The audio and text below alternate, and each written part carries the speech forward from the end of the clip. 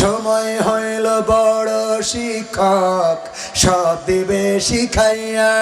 সুখের জীবন থাকবে না রে, দেখবে না কেউ চাইয়া। সময় হইল বড় শিক্ষক, সব দিবে শিখাইয়া। সুখের জীবন থাকবে না রে, দেখবে না কেউ চাইয়া।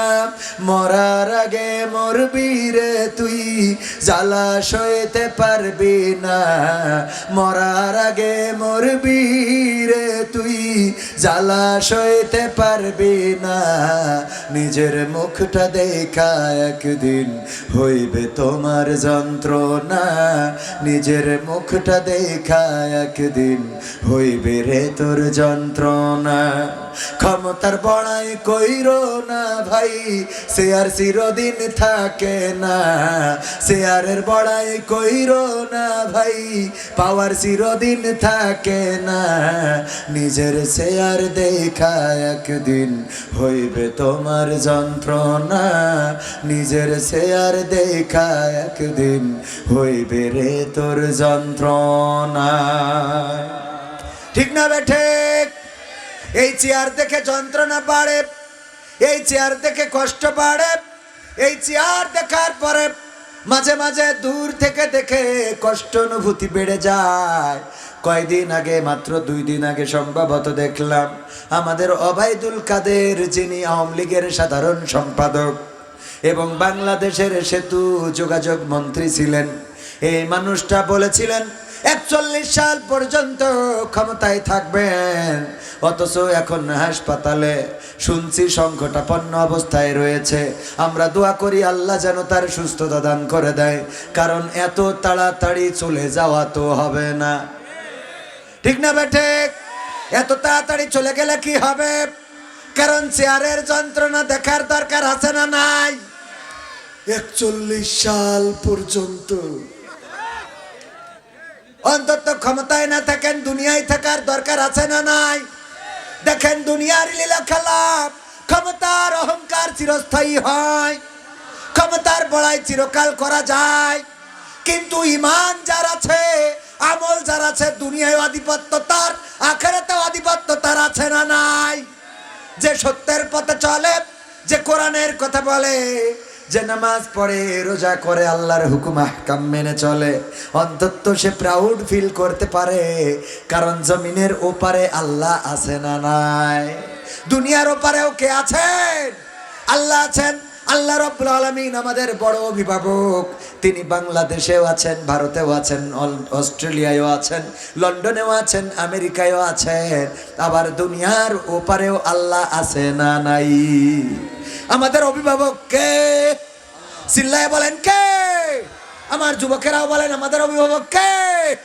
আমার দাঁড়ানো ভাইয়েরা, কোরআনের জন্য যদি এসে বসা যায়, বাকি অল্প একটু জায়গা আছে, এই জায়গাটা যদি পূরণ করে দেয়া যায়, আমার যুবকেরা কোরআনের মাহফিলে বসলে সওয়াব দিবেন কে?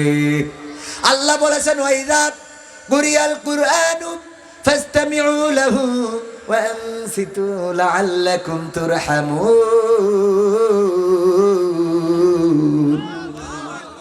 যখন তোমাদের সামনে কোরআন থেকে বলা হবে, কোরআন থেকে পড়া হবে, তখন তোমরা চুপ থেকে হৃদয়ের কান দিয়ে শুনবে, যাতে করে তোমাদের উপরে আল্লাহর রহমত বর্ষণ হতে পারে।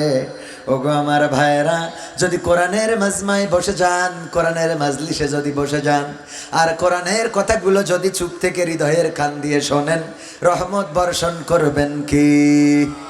আল্লাহর রহমত ছাড়া আমাদের চলার কোনো উপায় আছে? আল্লাহর রহমত যদি না থাকে হাঁটতেও পারবেন, আল্লাহর রহমত যদি না থাকে দেখতেও পারবেন না, আল্লাহর রহমত যদি না থাকে শুনতে পারবেন না, আল্লাহর রহমত যদি না থাকে বলতে পারবেন না। হঠাৎ করে আল্লাহ জবানটা যদি কেড়ে নেয়, আমাদের এই জবানটা যদি কেড়ে নেয়, কবির বিন সামাদের জবান যদি এখন চলে যায়, বলেন দেখি আমার কথা শোনার মতো আমার মুখ থেকে যে আওয়াজ বের হবে, ওই বোবা মানুষের মতো শোনার মতো কেউ আছেন নাকি? শুনবেন কেউ? না, শুনবেন না। একজনও বোবা মানুষ কি বক্তা হয়েছে? না, হয় নাই। ওগো আমার ভাইয়েরা, এই জন্যই জবানটা কার রহমত? আল্লাহ জবান দিলেন, কথা বলার শক্তি দিলেন, জিহ্বাটা ছোটও করেন নাই, বড়ও করেন নাই। জিহ্বাটা যদি একটু ছোট করে দিতেন তাইলে তুতলা হয়ে যেতাম। ভাই তবা বয়তো কোনো অর্থ পেতে নাই, অর্থ শুনতে হবে। আবার যদি জিভে বড় হয়ে দিতেন, ভাই এটা দাদা দাদা দাদা, এই আছে না নাই? জিহ্বা যাদের বড় তাদের কথাটাও সুন্দর না, আবার জিহ্বা যাদের ছোট তাদের কথাও সুন্দর। আল্লাহ কত সুন্দর করে জিহ্বাটা যতটুকু দরকার ততটুকু দিলেন। এই জিহ্বাটা যতটুকু দরকার, সবাই জিকির করেন লা ইলাহা ইল্লাল্লাহ, লা ইলাহা। জিহ্বাটা যতটুকু দরকার ততটুকু আল্লাহ রাব্বুল আলামিন দিয়েছেন। আল্লাহ নখ দেন, এই নখগুলো আস্তে আস্তে বড় হয় না, হয় না? নখগুলো বড় হয়, সপ্তাহে সপ্তাহে কাটা লাগে। যদি দাঁতগুলো নখের মতো বড় হইতো তাইলে এই দাঁতগুলো সপ্তাহে সপ্তাহে কাটা লাগতো, বলেন ঠিক কিনা?